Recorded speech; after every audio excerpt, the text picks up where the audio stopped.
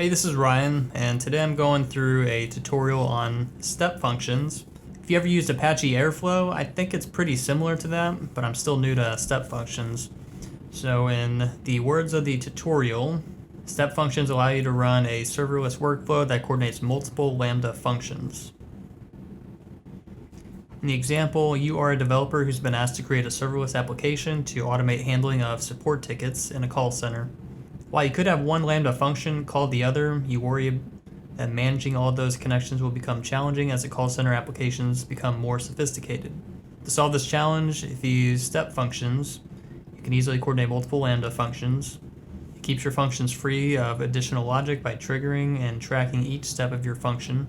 So the function will describe the current call center process. We'll create a few simple lambda functions that simulate the task of the support team and pass data between each lambda function to track the progress. To get started, go to AWS and type in step functions, get started, and click on state machines and create a new state machine.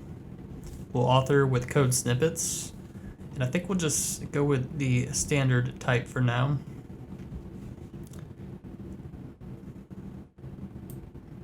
In this tutorial, they provided the JSON code snippet to use, so copy that, overwrite the old text in here. And if you click refresh, this will show you the schematic of how this will work.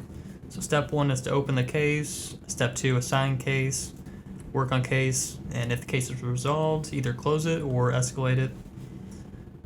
And so click next.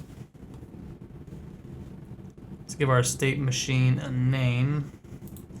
Up here they call it call center state machine.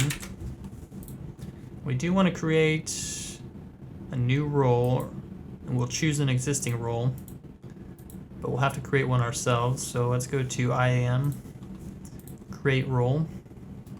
We want AWS service and do a control F, type in step functions. It's down here, so click that. So next, permissions, and click on tags and review. And we'll give our role name step functions basic execution, create. Head back over here. So if we tried, select existing role, here's the role that we just created. And just to be safe, let's enter our ARN. That's what the tutorial wanted us to do, but I don't think it should matter.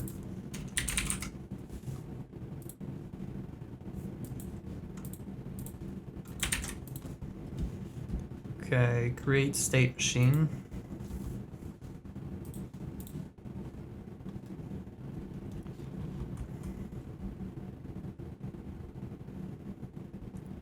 Alright, next, add the IAM role to the state machine. Okay, I think we already did that. So create your lambda functions. Now that we've created our state machine, you can decide how you want it to perform work. You can connect your state machine to lambda functions and other microservices that exist. And in this tutorial, you'll create a few simple lambda functions that simulate various steps for handling support calls. We'll go to lambda, create a function, author from scratch. We'll call this open case function. Leave Node.js as default, and change default execution role. Let's see what we have here. We'll create a new role.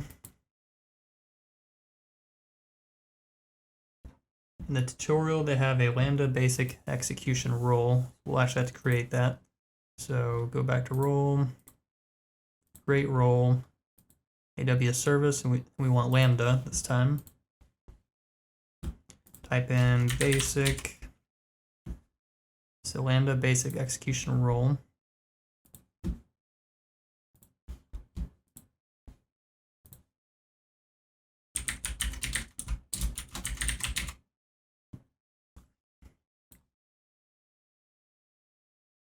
Okay, that's created, so let's refresh and select the role we just created. Create function.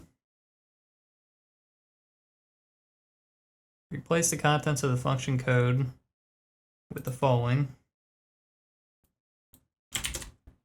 All right, go to index.javascript, paste that, and deploy to save it.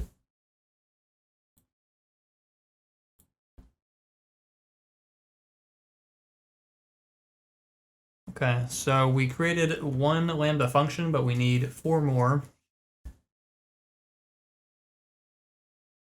So let's create our next function, and this is going to be for each step in our step function.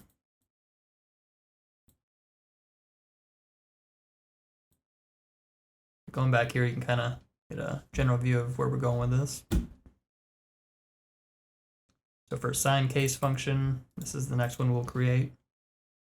Go to lambda, author from scratch, function name, assign case function. And we have to choose our role, the same role that we just created. Create function. Copy the script, override it, save. Okay, 3 more. Create function. Now work on case function. Existing role, lambda basic, create. Copy the script.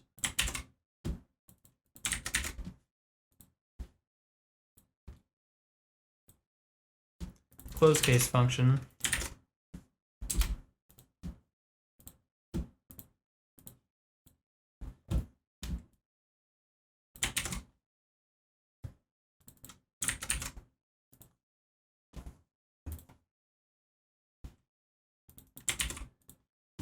Last one, escalate case function.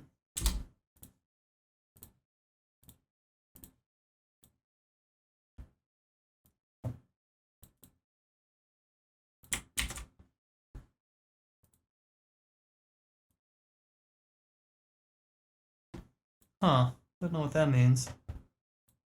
Whatever. Deploy.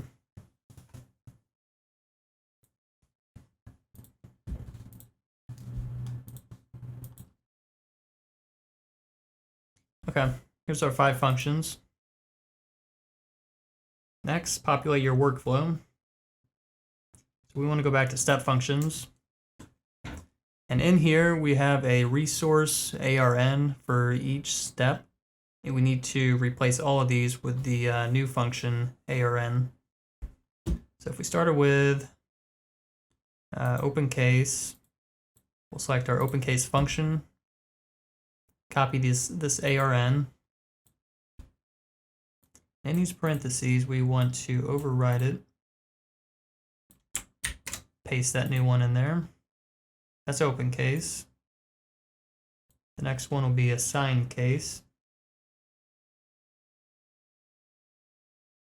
So we will do this with each one of these. Okay, so for assign case, select that, copy ARN,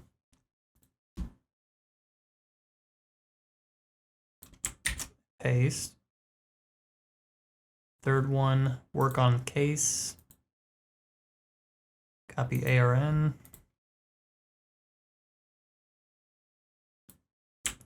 paste. Fourth one is case resolved. Then it goes down to either close case or escalate case. So for close case,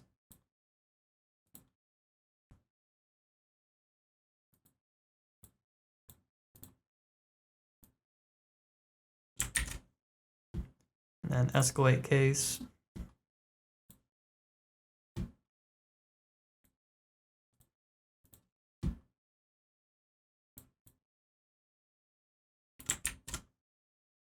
All right, we pasted all those in there. So we need to save it. I think we're ready to execute our workflow. So first, let's copy this. Once we execute it, we want to paste in a new input dialog. So start execution. paste the input case ID in here as 001 and start. See if we get any errors. This should be real time. It'll go down. Okay, there we go. So it went from open case to assigned case. As you can see down here, it's color coded. So the blue meant it was in progress, and then it switched over to green, succeeded. And if you had some sort of typo or anything that didn't work out in the script, then you'll get a red, that means it failed. So ours was green all the way through, so that means it worked well. And if you look up top, it shows execution input and output. So open, assign, result, and close. And you can also select each step, and you can look at the individual input and output. And then here's our logs down here in event history.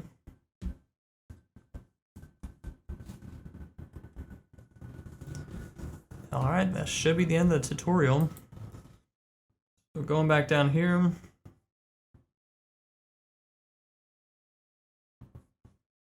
yeah, that should do it. So if you wanted to do a new execution, then you can rename that to 002 and start.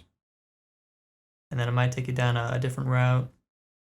So right now it's in the middle of escalating a case because the case was not resolved. And this one failed, so it would go back in some sort of loop. I guess it's still in progress right now. All right, to clean that up, terminate your resources by deleting our step function or state machine, delete all of our lambda functions, and then delete your roles. And that's it for the tutorial.